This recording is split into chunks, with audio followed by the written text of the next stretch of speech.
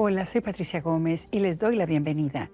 En este episodio de Adelante, la directora ejecutiva de Immigrants Rising, una organización en California que se enfoca en educación, negocios y salud mental para inmigrantes.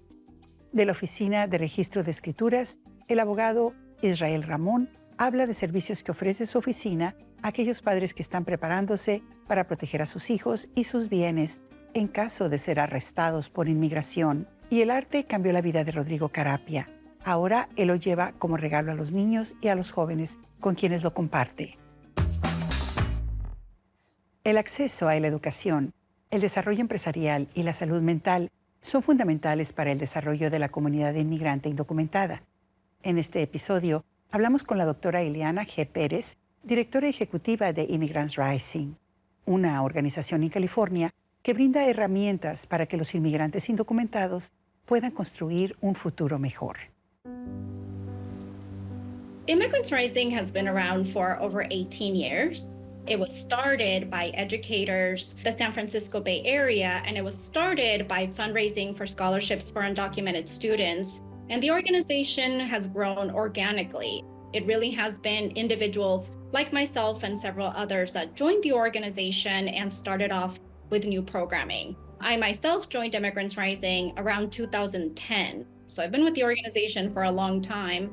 I came in to join the organization with the question of what do undocumented students do after college, after they graduate? And it's that question that actually led to the creation of our entrepreneurship programming as an avenue that I identified both for myself and for the community to be able to make a living regardless of immigration status. In addition to that, we advocate for the expansion of access to higher education for undocumented students. It's mostly at the state level, but we also partner with different organizations across the US. We also offer career training opportunities for undocumented students in that we know that it's not enough to be able to have a college degree, and part of the incentive for even going to college is to be able to have better wages, better work. So we also offer quite a bit of career training, helping individuals get access to that experience so that they are able to earn a living and be able to generate income within their fields of study. And our last area of programming is our mental health programming, knowing how important it is for the undocumented community to be able to have access to mental health support. So we offer a different variety of programs that individuals can access online and across the US. What are the biggest challenges undocumented students face in higher education, and how can policies address them? I feel in many ways we sort of move forward and we move back in some of the great work that has been done as a result of federal changes. But one of the main challenges that continues to exist for undocumented students is not being eligible for federal financial aid. It really is up to the states to be able to implement policies to expand access to state financial aid. So in California, for example, we have what we call AB 130 and AB 131 that allows undocumented students to have access to state funding as well as private funding. It's that kind of advocacy work across different states that allows undocumented students to be able to afford the tuition. There also continues to exist across some states barriers as a result of having to pay out-of-state fees. And so there's also policy that has been implemented across different states, such as in California, AB 540, which is what allows undocumented students to pay in-state tuition. So between paying in-state tuition, having access to state financial aid is what allows undocumented students to be able to afford and be able to persist in their academic journeys. Another challenge that we see right now is the DACA program not being available for new-time applicants.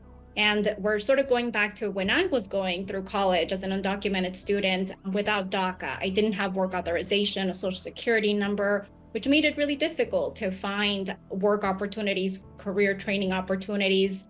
And right now, because the program hasn't been around for a few years for first-time applicants, the majority of undocumented students enrolled in higher education, unfortunately, are facing those barriers without having the documentation to be able to work as employees. In one of your presentations, you mentioned the number of students that were trying to reach higher education when you went through it. What are those numbers, the ones then and now? How many students who are undocumented are trying to go through your journey?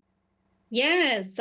So to provide a little bit of context, I came to this country in 1995 and I graduated from high school in 2005. And here in California at the time, it's estimated that there were a little over 1,600 undocumented students enrolled in higher education. And since then, the latest numbers and the latest estimates in California is almost 87,000 undocumented students are now estimated to be enrolled in higher education. How can communities and business play a role in immigrant empowerment? Given the circumstances of where we're at right now with our federal government, it's really important, really, for everyone to come together to be able to support our communities. And it's not just immigrant communities, it's lots of different communities that are being targeted and affected. One of the things that businesses or other organizations can do is partner with organizations like ours to be able to offer support, whether it's direct funding, but also opportunities to partner. One idea, for example, as part of our career programming is that we have fellowships. And oftentimes in the fellowship model, we can place individuals at different organizations, different businesses. So that's a great way for a business who might be interested in offering career training opportunities to be able to partner with organizations like ours, be able to offer that kind of support to young people who are looking to get access to that training. What exciting projects or initiatives are coming up for Immigrants Rising, Eliana? So we have a lot going on. I can speak a little bit about our mental health programming, which is one of the programs that I'm so excited about. I personally have benefited from our mental health programming, but across the US, we have what's called wellness support groups, and these are kind of like a group therapy format that individuals can join. There's a variety of different groups that people can join based on ethnicity, based on certain issues, certain themes. That's a great opportunity to be able to meet with other individuals in a safe space with a trusted professional. One area of programming that people can join across the US. We also frequently have a series of workshops and webinars that are focused on entrepreneurship. Right now, we're going to be sharing information about taxes. We also are going to be sharing information about incorporating a business, what that looks like. So all of that is available online. Those who are watching that may be going through a different experience, similar to what I went through navigating the educational system, is to keep going, to not lose hope. I know that it oftentimes feels like it's never going to end in terms of the different challenges that come upon us. And I know that federal change just takes a very long time to happen, but it is definitely worth it to keep going with whatever dreams, whatever aspirations individuals have, and to also get back to the community. So as much as I have always advocated for new avenues, new opportunities for myself, for my family, the intention is to expand that to many more people so that many more students can continue to go to college, so that individuals can earn a living through entrepreneurship, and really finding innovative ways to be able to continue to pursue those dreams. And that's who we are at Immigrants Rising. That is all the programming that we offer, is to continue to inspire, encourage individuals in whatever journey they're on. And we're here to support and just encourage folks to visit us at immigrantsrising.org, to follow us on our social media channels, to keep working together for the kind of change that we wish to see.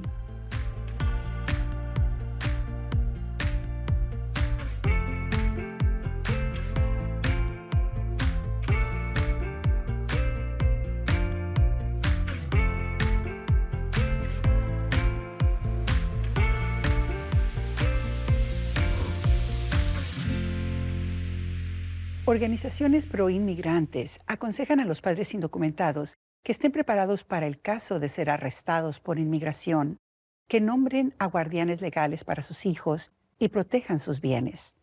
El encargado del registro de escrituras, Register of Deeds, licenciado Israel Ramón, está con nosotros para hablar de los servicios que su oficina ofrece, incluyendo la notarización de las cartas poder que serían necesarias. Lo que muchos abogados y muchas personas andan recomendando es que padres que tienen hijos americanos aquí nacidos en los Estados Unidos o ciudadanos deben de tener todos los documentos en orden, o sea, el certificado de nacimiento, que tengan sus hijos deben de tener varias copias de eso que se pueden obtener de nuestra oficina. La recomendación de muchas agencias que trabajan con inmigrantes y latinos es que tengan una persona o dos personas o más de confianza y que ellos también tengan copia de todos estos documentos importantes que quizás van a necesitar si hay problemas con inmigración. Tú comentabas que es importante poner atención a las cosas de valor, como por ejemplo la casa, Sí. ¿verdad? Que si ellos son dueños de una casa, tengan oportunidad de cuidar de ella de la manera que más les convenga. Es correcto. Lo que es recomendable es que las personas que son dueños de casa, que han comprado una casa, que no vayan a hacer decisiones rápidas, que piensen de lo que tienen y cómo pueden proteger la propiedad y a su familia. Y una de las cosas es tener las escrituras de la casa también, copias en su poder y dárselos a personas de confianza que tengan. Deben de consultar con un abogado de inmigración y un abogado de bienes raíces para determinar qué es la mejor manera donde ellos pueden proteger las propiedades que tienen. Y acerca de sus hijos deben de consultar con un abogado de inmigración o familiar para proteger los derechos de sus hijos que son ciudadanos americanos en muchas ocasiones. ¿Qué precio tienen los servicios que tú ofreces? Por ejemplo, si los padres necesitan una carta notariada. Podemos notariar cualquier documento para la firma por gratis. Ese servicio se lo damos a todas las personas, a todos los residentes del condado de Milwaukee, siendo documentados o no siendo documentados. Solamente tienen que llamar a la oficina y hacer arreglo de cuándo van a venir y vamos a tener un notario presente para ayudarle con los trámites de la firma. ¿Y qué pasa si las personas no hablan inglés, Israel? Nosotros tenemos 6 empleados, tenemos 24 empleados en la oficina. 6 de esos 24 son bilingües, completamente bilingües, y pueden llamar al número que tenemos en una línea dedicada a español para hacer cualquier pregunta o cualquier trámite con la oficina. También las personas pueden estar preocupadas por su seguridad, porque van a ir al edificio de la corte. Personas que van a mi oficina van con el propósito de recibir servicios de mi oficina. Yo no dejo que personas estén en el salón nomás sentados o parados viendo y vigilando las cosas. Eso no es apropiado por una oficina como la mía, que por ley tiene que dar estos servicios. Si una persona no se siente conforme estar en la sala, deben de hablar con mis trabajadores, con mis asistentes y decirles que tienen preocupaciones y nosotros podemos hacer otros arreglos para que vengan a la oficina y estén en cuartos seguros cuando se realizan los trámites de notarización. La notarización la pueden obtener en otras partes, pero es bueno que vengan a notarizarse en tu oficina porque también ahí pueden obtener las copias de las actas de nacimiento. Correcto. Muchas veces cuando las personas necesitan las actas de nacimiento pueden venir a la oficina. Estamos en 2 pisos. Mi oficina está ubicado donde está el corte, el tribunal del condado, 901 norte de la calle 9, cuarto 103 y G6. Y pueden ir y hacer los trámites. Pueden ordenar un acta de nacimiento en inglés o en español. Es muy fácil el procedimiento. El costo son $23 por la primera copia y nosotros recomendamos que las personas agarren más de una acta, que tengan varias copias que solamente se puede conseguir en mi oficina y por cada otra copia son $3 más. O sea que les conviene comprar la primera de $20 y las siguientes $3 cada una. Cada uno, y correcto. tengan más copias por lo que pueda ocurrir. Correcto. Muy bien. Y también si son dueños de una propiedad, de una casa, y no tienen las escrituras, pueden obtener copias de las escrituras de nuestra oficina también. De sus archivos. Sí, o sea, una copia simple o una copia certificada por nuestra oficina. Muy bien, ¿y cuánto cuestan esas copias certificadas? La primera página de la copia son $2 y cada otra página es $1. Está esos- accesibles a todos. Correcto, y esos precios son por ley estatal. Si padres indocumentados se presentan a requerir estos servicios y se están preparando por la eventualidad de ser arrestados por inmigración, ¿qué tipo de identificación pudiera aceptar tu oficina? Comprar una acta de nacimiento o cualquier otro registro vital, se necesita identificación del Estado, identificación de conducir, a driver's license, o también pueden tener cobros como de gas, de agua, de cable. Pueden tener 2 de esos. Si una persona de veras no tiene ninguna identificación, lo que pueden hacer es traer otra persona que tenga un ID legítimo, o sea, del Estado o lo que sea, y que conoce a la persona. Pueden traer el sacerdote, una maestra, un amigo, alguien, trabajador social, y le pueden dar permiso que esa persona compra la acta de nacimiento de sus hijos, si uno no tiene la identificación requerida por ley. ¿Pueden también traer una matrícula que extienda el consulado? Sí pueden traer una matrícula para notarización, pero no pueden traer una matrícula para el asunto de comprar una acta de nacimiento. Muy bien. El proceso en nuestra oficina, si uno va a comprar una acta de nacimiento, es que hay una máquina, hay un kiosco, como en McDonald's y en otros lugares donde tienen kioscos, y pueden poner toda la información en el kiosco, y si pasan a las preguntas de información, no hay problema, no tienes que tener nada.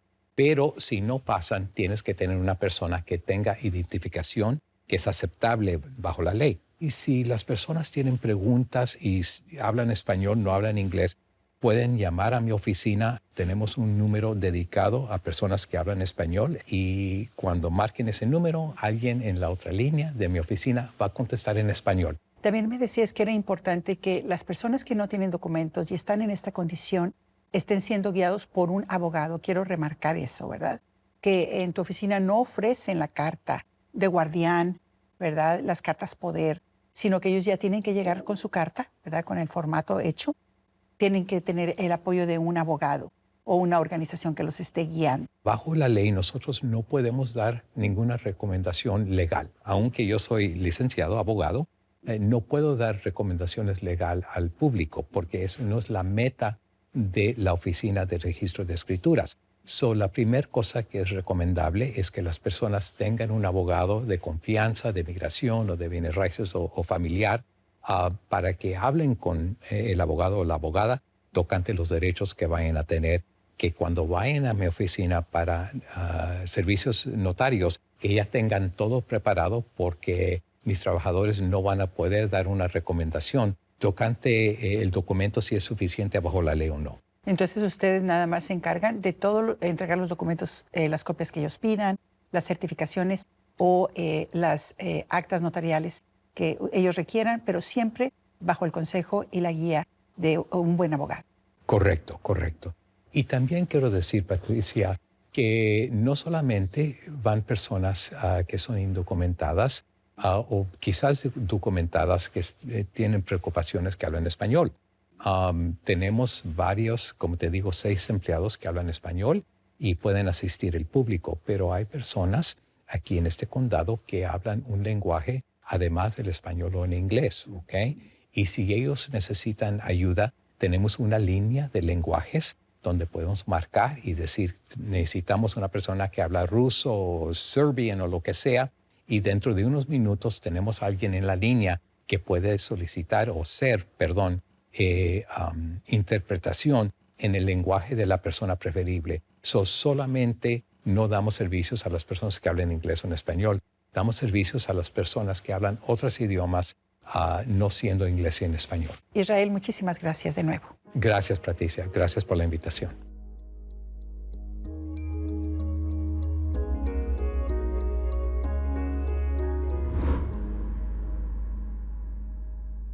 Cuando conocimos a Rodrigo Carapia, él tenía una sonrisa que me pareció como la de aquellos que tienen un regalo para ti. Además de eso, él está dispuesto a esperar el momento perfecto para entregártelo. Rodrigo les lleva ese regalo a los niños y los jóvenes en las escuelas.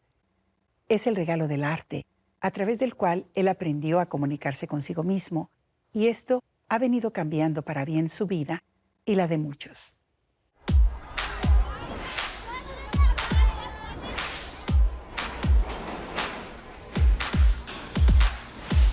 De los 9 a los 13 años fue una etapa de descubrir partes de la vida que me encantaban, que es el arte. Tenía primos que también eran artistas, entonces fue muy bonito poder aprender con ellos, de ellos también.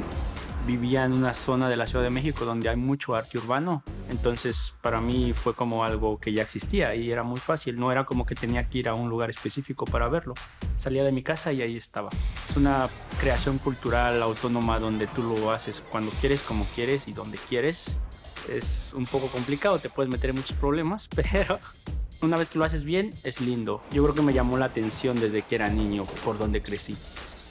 En Estados Unidos me dicen como tienes un estilo mexicano. Yo cuando empecé a pintar no buscaba tener un estilo mexicano, simplemente pensaba pintar. Yo creo que el estilo mexicano viene del hecho de que soy mexicano. Los colores son los que vi realmente cuando estaba chico. Desde niño mis padres siempre han pintado la casa de estos tonos súper vibrantes. El rosa mexicano que le dicen, o los anaranjados, los amarillos. Y de ahí si nos vamos un poco al lado de mis abuelos, pues tanto paisaje alrededor, las montañas verdes, los colores de las flores, de las plantas. Todo eso es una combinación que se te queda y después poco a poco lo vas usando en las obras. Yo aprendí siendo un niño. Cuando eres niño siempre estás como buscando a alguien con quien hacer algo, con quien pintar, en este caso. Entonces me llama mucho la atención ir a las escuelas para poder pintar o dibujar con los niños. A veces ni siquiera pintamos o dibujamos, simplemente hablamos del arte, hablamos de las expresiones, y esto ayuda mucho a que las nuevas generaciones se sientan con confianza de hacerlos. Lo he hecho como por 12 años, 13 años he visitado escuelas y he conocido niños que estaban en la primaria y después ya están en la universidad y todavía me siguen como reconociendo y me siguen agradeciendo de estos días que pintábamos. Entonces lo voy a seguir haciendo hasta que se pueda. En general tengo más de 40 murales en Madison. Yo creo que más de la mitad de esos están en escuelas. Puedo hablar de momentos de ciertos murales que me llamaban mucho la atención. Por ejemplo, el de Leopold Elementary School fue increíble porque los niños se conectaron mucho a la hora de presentarlo. Todas estas memorias se las van a llevar en la vida porque son las mismas memorias que me hicieron a mí querer ser como soy por quien me enseñó cuando yo era niño, y para mí es muy grato poder ser parte de esos momentos. Para poderlos entender, primero tenía que entenderme a mí y poder solucionar mis traumas, estar sano mentalmente para poder así brindarles una ayuda. Entonces he ido, por ejemplo, a los centros de detención juvenil o a los centros de Juvenile Shelter. Hacemos actividades artísticas, no se necesita hacer 1000 cambios. Mientras una persona sea impactada positivamente con estas visitas o con este arte, para mí es más que suficiente. Todo lo que pinto ha existido desde que empecé a pintar. Poco a poco va evolucionando la forma en cómo lo hacemos. Ya empieza a ser como más composición, metiéndole esto del realismo mágico, que es muy importante y que se basan mis obras en el realismo mágico. So now we've got the Latin arts performer, the Latin artwork through the magic realism lens in the space. We were able to have an artist talk where all of the 7 members were able to come and have a panel discussion. So now we've got professional Grammy Award-winning musician, professional Wisconsin artists, kids, art in the hallway, and bringing them all together. And it was a celebration of all things Latino. And we had audience members who were familiar with the music, part of the community, members in the audience who were part of the surrounding area, not necessarily part of the Latino arts community. And it was just a really magical night. Usar el jaguar ha sido para mí un sello de lo que soy, de lo que hago, por la cultura que representa tanto el jaguar, no solo en México, sino en Latinoamérica. Hay muchas partes de la historia que han afectado muchísimo a nuestra cultura, pero creo que la felicidad de nuestra gente ha hecho que sigamos adelante. Somos una cultura muy resiliente. No he pensado tanto en el que quiero al futuro. Creo que me enfoco mucho en el presente y cómo avanzo actualmente, porque creo que si ahorita fuera una pirámide la que estoy construyendo una base sólida en la que quiero estar para después ir creciendo poco a poco. No siempre tenemos que ser el mejor, siempre estamos aprendiendo, y el mensaje que yo les llevo es como siéntete bien con quien eres. Desde más temprana edad, pues más fácil va a ser después. Creo que deben de darse la oportunidad de explorar con el arte. Los sentimientos que van a tener cuando lo hagan va a ser increíble, que les puede cambiar la vida. Ponerle atención a los niños, especialmente cuando están muy jovencitos, porque ahí es cuando se van formando.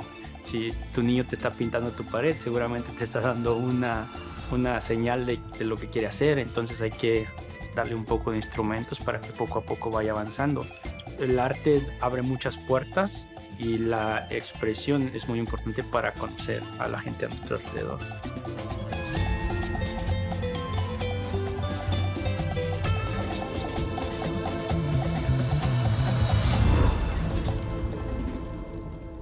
Y con un hasta pronto nos despedimos, invitándolos a que nos dejen saber sus comentarios por el teléfono 414-297-7544, a que visiten nuestro sitio del internet en milwaukeepbs.org y en las redes sociales. Soy Patricia Gómez, deseándole paz y bendiciones.